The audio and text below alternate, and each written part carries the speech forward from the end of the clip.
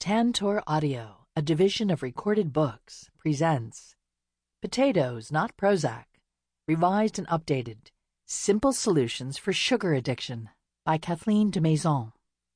Narrated by Coleen Marlo. Forward. While we think of sugar as a food, it is actually a drug, an external substance acting throughout the brain and body on cellular receptors designed for an internal chemical called glucose. Since glucose is usually the only fuel the brain can ever use, and is critical to mental clarity, mood states, and the controlled release of energy in the body, it is astounding how cavalierly we sprinkle sugar, its inferior substitute, into everything from children's breakfast food to ketchup. If sugar were to be put on the market for the first time today, it would probably be difficult to get it past the FDA. Like many drugs that work through receptors, sugar has a paradoxical effect characterized by two phenomena. First, the more of the drug you take, the less of the drug's internal analog is produced in your brain and body. Second, the receptors for sugar or any other drug become less sensitive, sometimes actually decreasing in number, as protection against the drug bombarding them. We can easily become physically dependent on exogenous sugar for mood boosts, but our habit now results in depression instead of well-being, exhaustion and anxiety instead of a burst of energy. I have long suspected that the increase of clinical depression in our society is linked to the increased consumption of sugar. How exciting it was for me then to hear about Kathleen Desmaisons' efforts in developing a working hypothesis about sugar sensitivity and its role in addictive behavior. I have been aware of her work for many years. Her vision, personal warmth, and passionate commitment to finding answers have always touched me. Potatoes, Not Prozac now moves her vision into concrete, specific guidance that brings her clinical skills to a wider audience. Dr. Desmaisons has a unique gift for taking very complex ideas and making them accessible for regular folks who are trying to feel better. Her thesis is persuasive. Her combination of clinical experience, personal honesty, and scientific curiosity have led to real benefits for her clients. While the stories remain anecdotal from a scientific perspective, they are powerful to hear. As Dr. Desmaisons suggests, something is going on in the relationship between diet and behavior, something beyond what scientific research has already shown about biochemistry and mood. As a scientist, I could never entertain that the size of my childhood trick-or-treat bag at Halloween could have any meaning. But as a woman who has struggled with some of the problems Dr. Desmaisons talks about, I would not be so quick to dismiss her ideas. Sometimes science is nudged by pioneers from the field who put studies together in new ways and ask questions from an unexpected perspective. The scientific story will be tested in the laboratory, but the day-to-day impact of Potatoes, Not Prozac will be tested in the hearts and bodies of the people who identify with the profile Dr. Desmaisons has so powerfully outlined. Foods can act as drugs, and we must be aware of how our moods and physiology, mental and physical, are so inextricably intertwined that what and how we eat can have an enormous impact on our lives. I highly recommend Potatoes, Not Prozac, which I believe contains novel and important information for everyone, from the most sophisticated nutritionist to the individual who is just beginning to realize that what and how we eat helps to explain why we feel the way we feel. Candace B. Pert, Ph.D., author of Molecules of Emotion, Why We Feel the Way We Feel, former research professor, Department of Physiology and Biophysics, Georgetown University Medical Center. Introduction. Revised from the 2008 edition. Before you start listening to the third edition of Potatoes, Not Prozac, let me give you some background on my program for healing sugar sensitivity. It helps to have context when deciding to trust a healing program. How can you know whether this program works? Science, as well as 20 years of lived experience, has the answer. It is credible, mature, and tested, and works like nothing else. The science. Science is an exciting and valuable tool in helping you understand your body. Thousands of men and women are toiling in laboratories all across the world to answer questions about how it works. Each set of their experiments requires careful thought, as scientists must design studies to clearly test hypotheses and develop trustworthy answers. Each publication of a result in a professional journal adds another small piece of the puzzle to the emerging story of how your body works. The strength of this process comes from rigorous testing and the scientific dialogue over time. However, one of the constraints of the process is that it uses data rather than real people living complex, messy lives. Scientists often look at one thing at a time. Field clinicians, on the other hand, work with the mess of everyday life. When I started this program, I was a clinician in the field of addiction. I brought years of listening to the table. I had worked in mental health, nutrition, and public policy. I had started and managed an addiction treatment center and had worked with thousands and thousands of clients. Then I started the process of looking into the science behind sugar addiction. My educational training was non-traditional and interdisciplinary. Rather than entering a field, I wanted to create one. Rather than narrowing my scholarly work to one question, I wanted to find answers to several. I came to the scientific literature from an outside-the-box perspective and started reading in many fields. I read the literature for addiction, psychology, nutrition, and neuroscience. Here are the facts I gathered and began writing about in the first edition of this book. The brains of alcoholics are different from other brains. This special configuration is inherited. There are people who are sensitive to carbohydrates and have a more powerful blood sugar response to eating them. When needed, the brain releases opioids, and these can affect your choices of what you eat.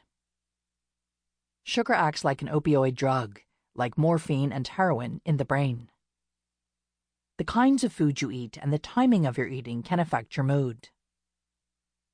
All of these facts had been established in the scientific literature by 1996, but the very nature of scientific research, which looks at one thing at a time, meant that the people conducting the alcohol studies were not looking at the nutrition findings, and the nutrition folks were not thinking about genetics.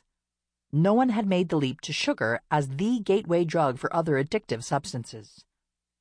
Because my clinical experience was based on listening to people's stories about their complex, messy lives, which does not divide itself neatly into discrete scientific categories, I was able to conceptualize a theory that crossed all the relevant disciplines. My working hypothesis was, there is an inherited biochemical condition called sugar sensitivity that has predictable and specific effects on the brain and on a person's behavior. What foods a sugar-sensitive person eats and when they eat them will affect them profoundly. Sugar has the same pain-killing and euphoria-stimulating effect in the human body as opioid drugs do. These drug effects of sugar are heightened in sugar-sensitive people. Sugar addiction, like drug addiction, is real and can open the gate to other addictions. Changing what a sugar-sensitive person eats and when they eat it can have a profound effect on their well-being and behavior.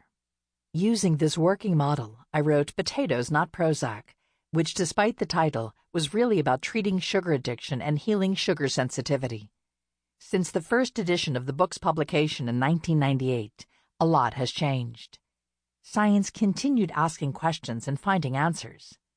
Early in 2000, Bartley G. Hobel, a senior researcher at Princeton, heard about the hypothesis I had developed on sugar sensitivity and decided to test it in his laboratory.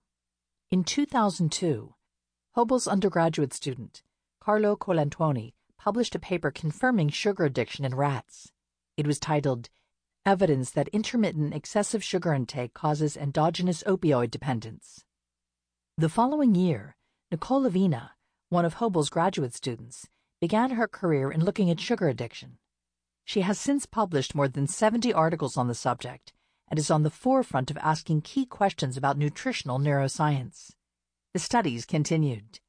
In 2005, Cyrilla Weidman, a professor at John Carroll University, published the results of a study demonstrating that the effects of sugar addiction, sugar withdrawal, and sugar relapse are similar to drug addiction, withdrawal, and relapse. The article was titled, Implications of an Animal Model of Sugar Addiction, Withdrawal, and Relapse for Human Health. Not only is the term sugar addiction being used in peer-reviewed scientific journals, reference is now being made to sugar addiction in humans. A current literature review speaks of sugar addiction as a known fact in both animal and human research. What's more, it now explores the impact of sugar addiction on behavior. In 2015, scientists were mapping genetic variations in mu-opioid receptors and their relationship to heroin addiction. It turns out that heroin and sugar affect the same neurotransmitters. Sugar affects the endogenous opioid system, the brain's own painkillers that I've referenced in the very first edition of this book. Candace Pert, the woman who first identified those receptors, said, "The day-to-day impact of potatoes, not Prozac, will be tested in the hearts and bodies of the people who identify with the profile Dr. Desmaisons has so powerfully outlined." I coined the term sugar sensitivity in the first edition of Potatoes, Not Prozac to describe those humans who are particularly sensitive to the effects of sugar. Sugar is a drug, and for those who are sensitive to it, it can be a deadly addiction. While science was catching up, the first edition of Potatoes, Not Prozac offered its readers a way to understand what was going on with their sugar-sensitive bodies and a way to heal themselves. People found the book and started to connect with me and with each other on my Radiant Recovery website. The profound success I had seen with the alcoholics in my clinic was now happening with sugar addicts, binge eaters, yo-yo dieters, people with eating disorders, and people dealing with depression and a multitude of other diagnoses. These people were hugely comforted to discover that their sugar addiction was real and not just a sweet tooth. Just as when Alcoholics Anonymous redefined alcoholism as a disease, when I explained that sugar addiction is caused by a chemical imbalance, not a character defect, sugar sensitivity individuals were suddenly free of societal and self-condemnation. But there was more to the story than just the science of it. The experience. The lived experience of people doing this program has shown that sugar addiction is not just about nutrition. It impacts behavior in a profound way. The 7 steps of the program are not just about changing your diet, such as eating sufficient protein at each meal. They are about participating in a process that converts addictive behaviors into recovery skills. You will heal your unbalanced, sugar-sensitive brain by following the program. But you will do much, much more. You will heal your addictive behavior and begin a life of radiant recovery. Being born sugar-sensitive means that pretty early on you get wacky. Even as a child, you can start being moody, impulsive, mouthy, withdrawn, stubborn, dramatic, or reactive. As your diet stays off-kilter, these early responses set in as behavior problems. People think of this as your personality. You buy into this, and as you grow older, the behaviors expand to include all-or-nothing thinking, self-absorption, grandiosity, helplessness, and a deep feeling of being less than, despite outward appearances. You develop the Dr. Jekyll, Mr. Hyde dichotomy that I will talk about in Chapter 1. Following the steps in Potatoes, Not Prozac, slowly, in order, and as outlined, creates a process that makes for behavioral change and biochemical healing. This is the path to recovery. You will learn to listen to yourself as well as to others. You will learn to wait, to have patience, to plan, and to go slowly, all of which may be anathema to you now. You will learn to see the consequences of your choices. You will make connections between what you eat and what you feel. You will learn to ask for help. You will learn to let others guide you. You will move out of isolation and find that you are not the only one with this problem and that change is possible. What you thought was your personality is not who you are at all. It was a result of your sugar-sensitive biochemistry, your imbalance, and your old way of eating. Each of the 7 steps builds on the one before it. The process is developmental. You are never given more than you can do. As you work with the steps, the process heals you. Your personality shifts. You will enjoy being smart, intuitive, compassionate, tenacious, funny, thoughtful, and really, really skilled. You will become someone you really like, and the other shoe does not drop. Life simply gets better and better. The wonderful thing is that you do not have to work on all those behavioral things individually. You do not have to master your blood sugar and your serotonin and your beta endorphin. You just do the food. When you do the food, your body takes care of the rest. In the third edition of this book, we now have an extension of the impact of doing the food over a longer period of time. The promise of Step 7 in that first edition is now a documented reality. What started as an intuitive belief about what recovery could bring is now fully demonstrated by the years of experience that community members have had.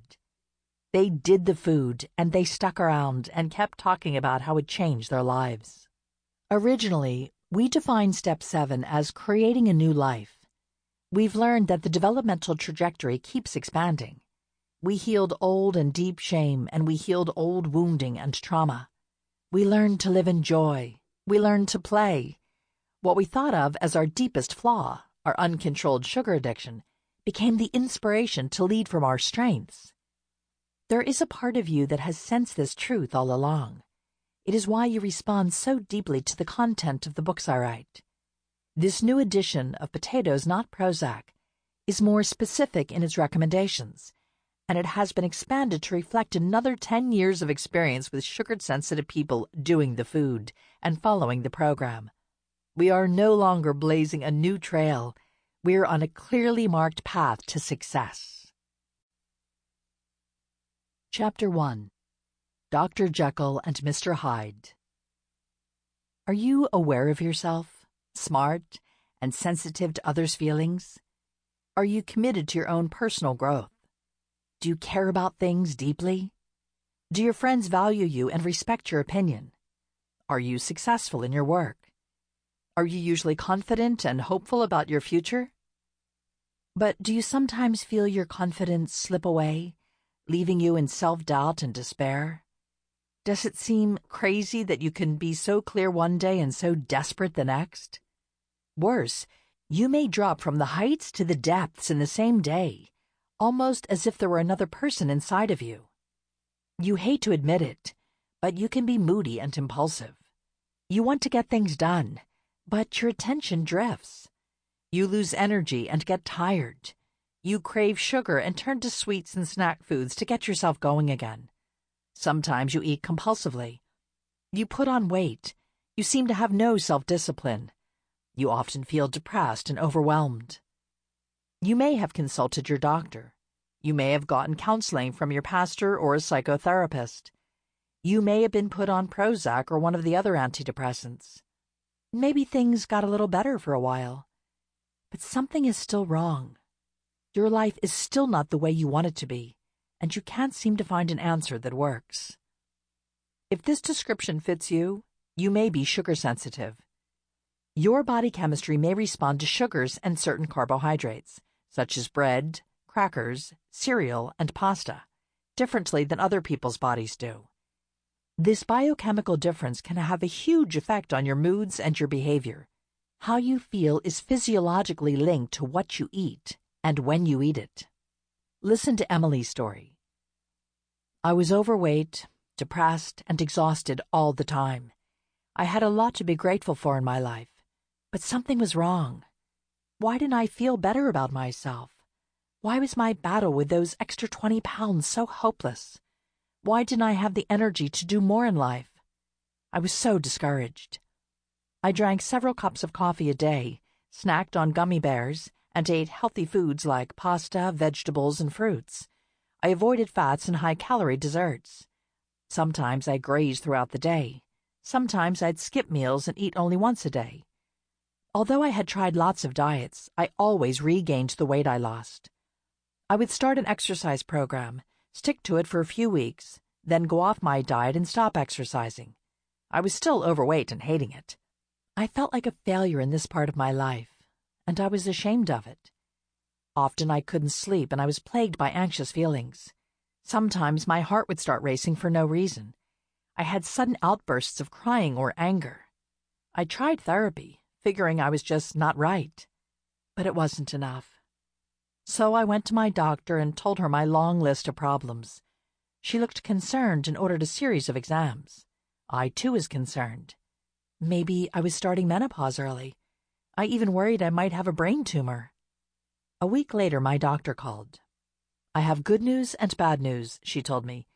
The good news is that you are not in menopause and you don't have a brain tumor. The bad news is that I don't know what is happening. Your lab tests and your physical exam results are all normal."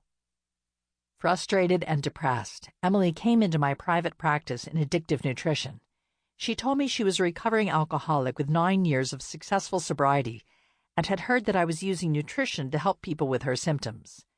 After listening to her story and asking her some questions about her background and her eating habits, I recognized what was wrong. I had seen it time and again in women and men who came through the door seeking help for compulsive eating, alcoholism, drug addiction, or the same strange cluster of symptoms Emily had, symptoms that had not responded to other treatments. Emily was neither clinically depressed nor suffering from the effects of a bad childhood. She was not weak-willed or lazy. She was sugar-sensitive. Emily had inherited a special kind of body chemistry that made her more vulnerable to the mood-altering effects of sweet foods and refined flour products than her friends.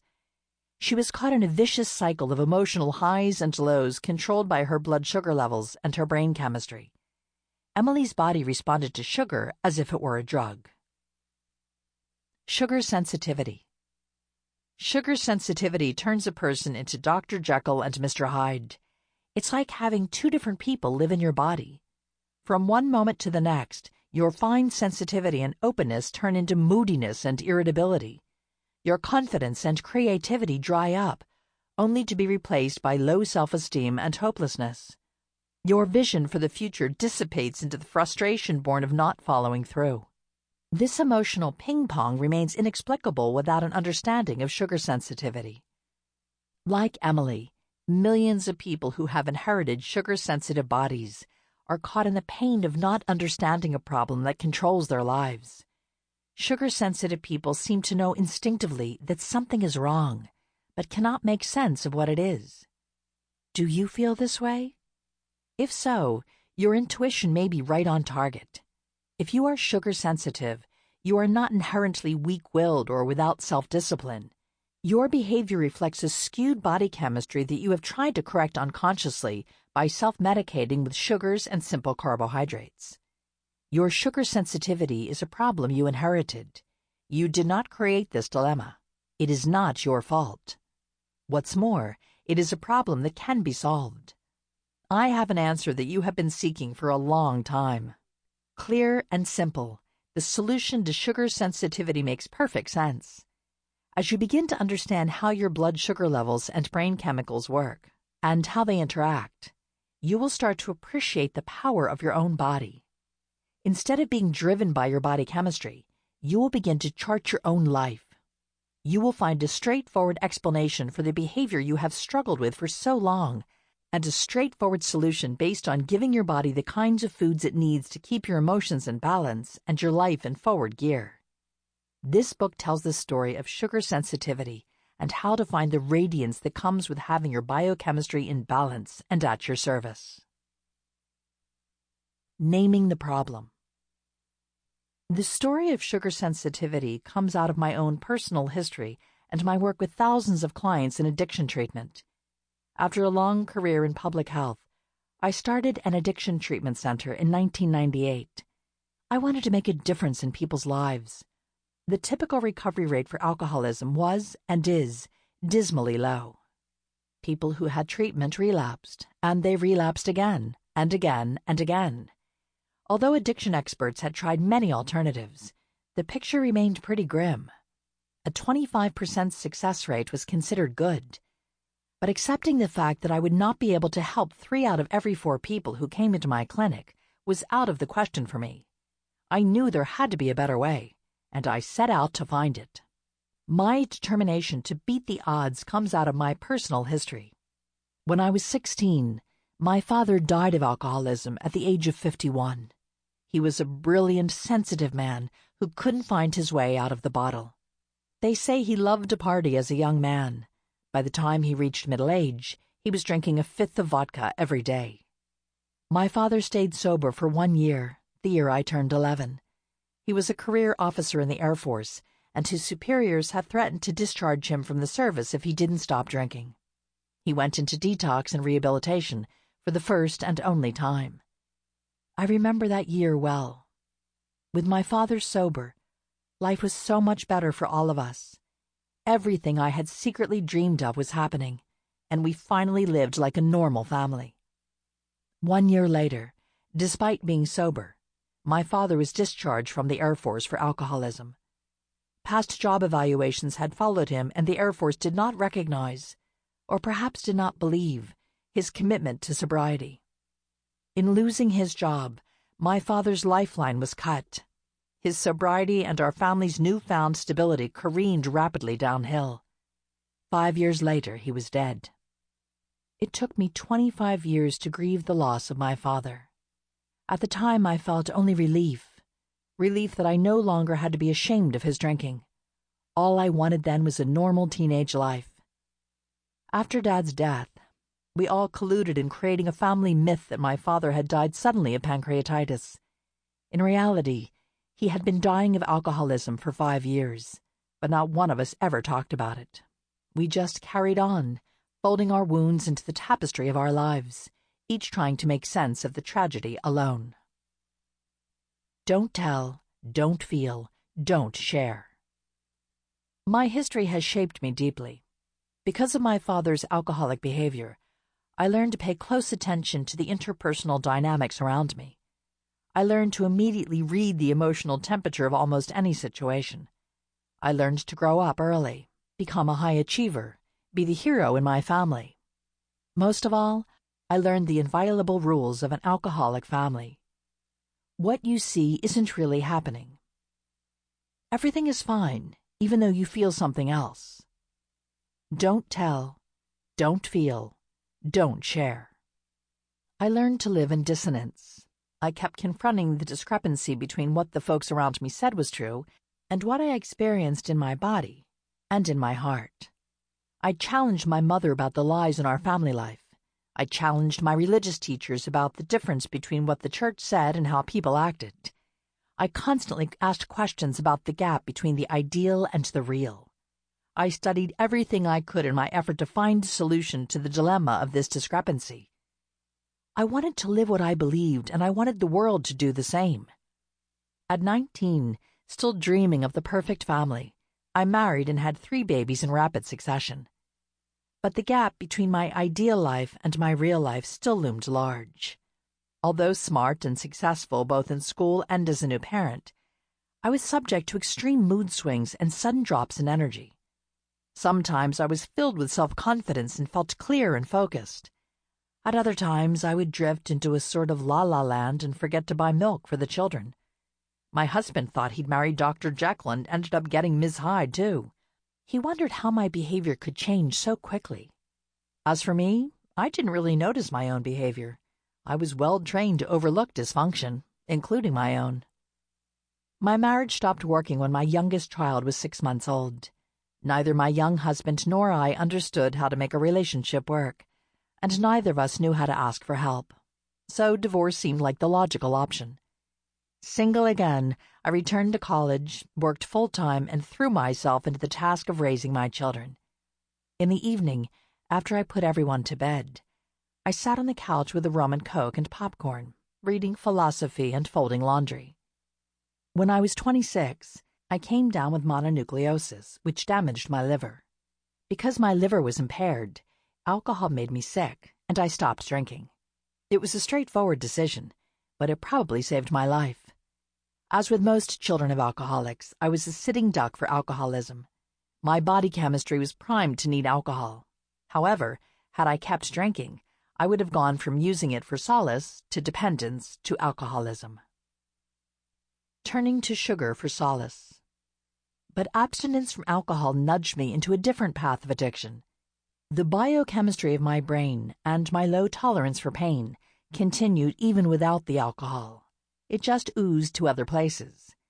Alcohol itself hadn't yet hooked me, but sugar, ice cream, pasta, bread, and soda did. These seemingly harmless foods wrapped me in a cocoon so thick and numbing that I never missed the alcohol. When I finished college, I went on to complete a master's degree in management and counseling. High-achieving child of an alcoholic that I was hired as the director of a nonprofit program before I even finished my degree. 18 months later, I was promoted to supervising 100 staff members. Sample complete. Ready to continue?